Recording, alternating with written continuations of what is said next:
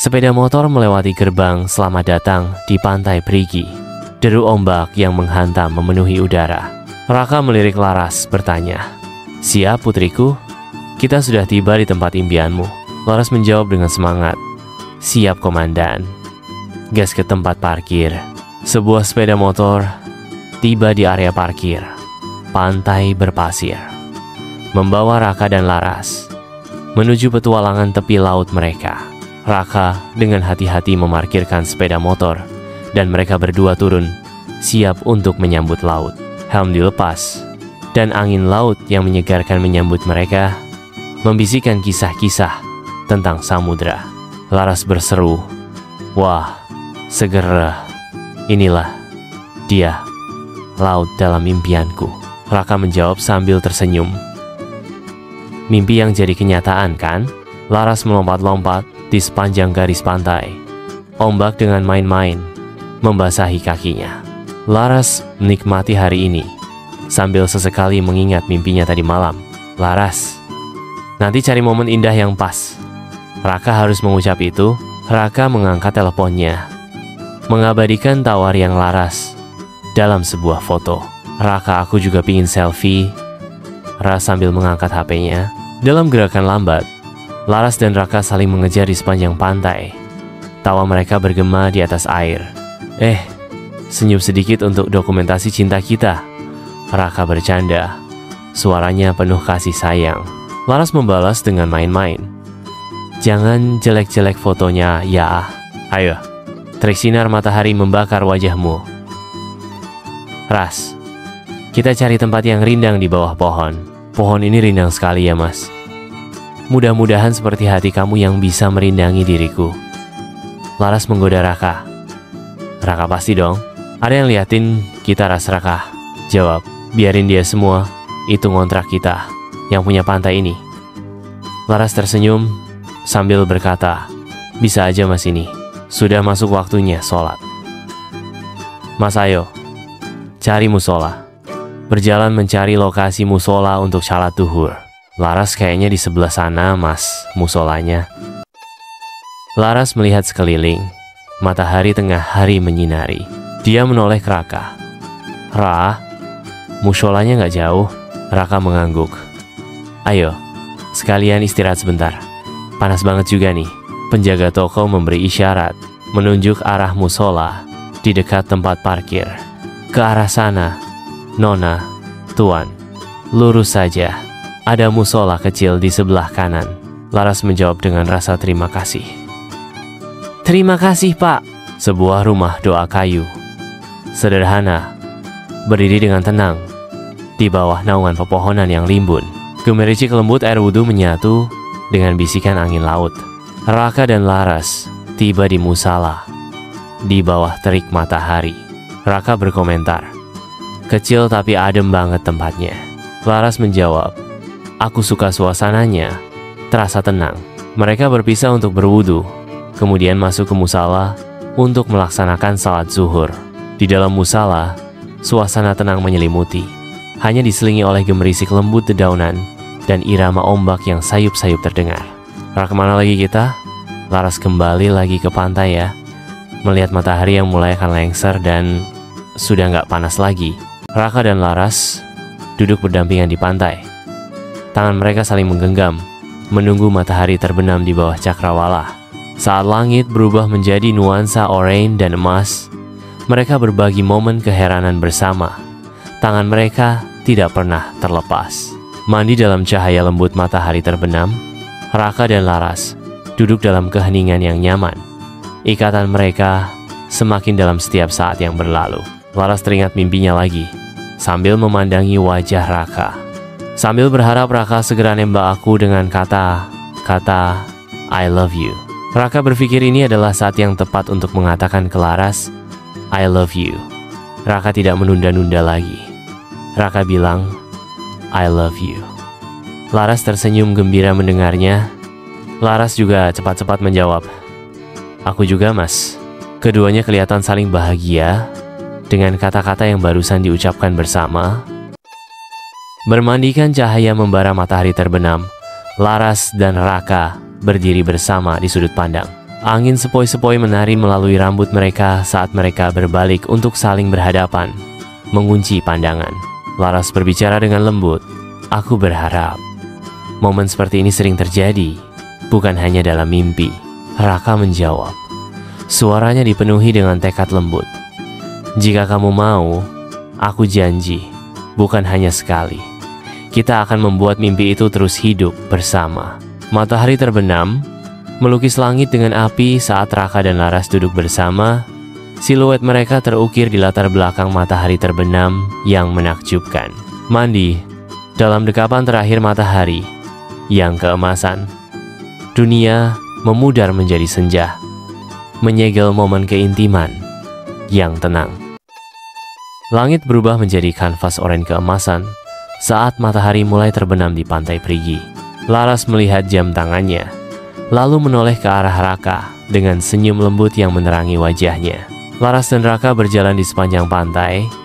Wajah mereka berseri-seri dengan sukacita. Raka membantu Laras naik ke sepeda motor. Sebuah momen perhatian di tengah tempat parkir. "Laras menggoda aku yang nyetir ya." "Raka, jangan dong. Itu tugas laki sayang. Pegangan yang kuat ya. Jangan sampai mimpi indahnya jatuh di jalan." Raka mengingatkannya. Laras menanggapi dengan tawa. Kegembiraannya memenuhi udara. Mereka perlahan menjauh dari pantai. Kenangan tentang pantai Perigi masih terasa di udara. Sepeda motor itu melaju kencang di jalanan yang berkelok-kelok saat Raka menoleh ke belakang, berteriak, "Ras, pegangan yang erat atau kamu akan jatuh." Laras menjawab, "Siap, komandan. Jangan ngebut." Raka membalas, "Kalau begitu, jangan berpegangan terlalu lemah. Lebih erat, biar aku semangat mengendarai motornya." Laras menjawab dengan lembut, "Heh, dasar penggoda. Kok kayaknya mulai gerimis, Mas?" Memasuki Tulungagung, tetesan hujan deras mulai berjatuhan, mengubah suasana menjadi senja yang tenang. "Rak, hujan!" teriak Laras. Raka menanggapi dengan tenang, "Santai. Aku ingat di dekat sini ada rumah sepupu. Kita mampir dulu ya, menunggu reda." Laras mendesak, suaranya bernada mendesak. "Oke, cepat sebelum basah kuyup." Sepeda motor melaju melalui gang sempit. Suara hujan deras memenuhi udara.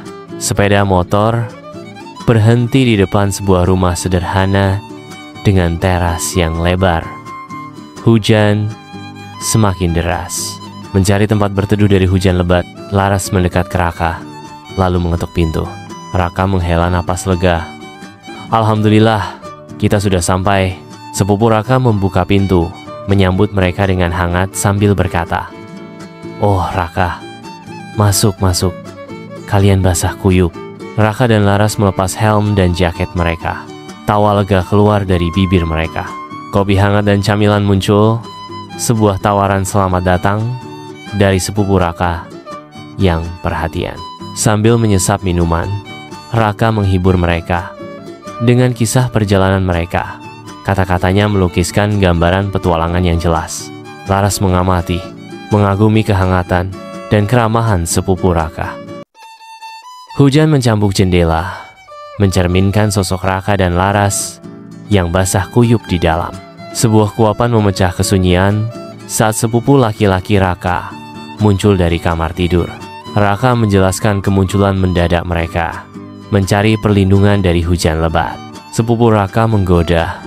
Seringai penuh arti terukir di wajah mereka. "Teman spesial." Pipi Laras merona merah padam. Matanya tertunduk malu. Laras berjalan menuju kamar mandi di belakang, melewati dapur. Sepupunya memperingatkannya untuk berhati-hati karena lantainya licin. Raka duduk di ruang tamu, mengobrol dengan sepupunya, menunggu gilirannya untuk mandi. Seger sekali rasanya hilang capekku. Hujan deras menenggelamkan semua suara lain, memperkuat kesunyian. Hujan berhenti dan senja tiba. Raka dan Laras berdiri di beranda, siap untuk pergi. Aroma tanah basah menguar saat mereka bersiap untuk perjalanan pulang. Raka dan Laras bersiap untuk pergi. mengucapkan selamat tinggal kepada Mas Sepupu dan Mbak Sepupu. Raka bilang, "Mas, Mbak, hujannya sudah reda. Kita pamit dulu ya, takut kemalaman." Mas Sepupu menjawab, "Oke, hati-hati di jalan, Ra. Terima kasih sudah mampir. Kapan-kapan main ke sini lagi." Mbak Sepupu menambahkan, "Iya, Dek Laras juga hati-hati ya. Jangan kapok kalau diajak Raka mampir ke sini lagi." Laras tersenyum sopan, mengungkapkan rasa terima kasihnya. "Terima kasih banyak Mas, Mbak ngerepoti." Mas Sepupu menepis ucapan terima kasihnya, meyakinkannya, "Jangan khawatirkan itu." Dia bercanda dengan ramah. "Tidak setiap hari kita mendapatkan tamu istimewa seperti ini." Raka dan Laras bertukar senyum malu-malu. Sebuah hubungan yang tenang terbentuk di antara mereka. Raka tersenyum, mengulurkan tangannya sebagai tanda terima kasih. Raka mengangguk.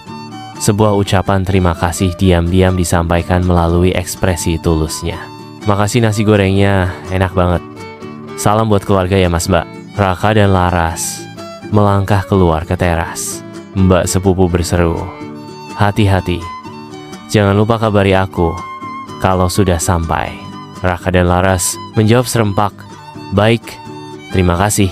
Sebuah sepeda motor menunggu, siap untuk perjalanan mereka. Raka membantu Laras saat dia menaiki sepeda motor, bersiap untuk perjalanannya. "Bismillahirrahmanirrahim. Pulang." "Hati Mas." "Bawa penumpang," kata Laras. Raka jawab, "Aman kok. Pasti sampai tujuan." "Laras sepi ya jalanan." "Aku takut Mas Raka, makanya pegangan yang kuat biar nggak ditarik hantu." Laras, dasar modus cari kesempatan. Raka tersenyum sambil berkata, "Tapi seneng toh." Laras, "Ayo cepat Mbah, sudah lama nunggu Raka." "Oke putriku." Lampu-lampu jalanan tampak memerah menambah romantis perjalanan Raka dan Laras. Langit meledak dalam simfoni warna senja, melukis awan dengan goresan warna dan api yang hidup. Saat deru mesin mereda, malam terbangun dengan paduan suara jangkrik yang lembut, menciptakan suasana tenang di seluruh negeri. Raka menurunkan Laras di depan rumahnya pada malam hari. Laras turun dari sepeda motor dan mengucapkan terima kasih dengan sopan. Raka berpamitan dan memulai perjalanannya pulang.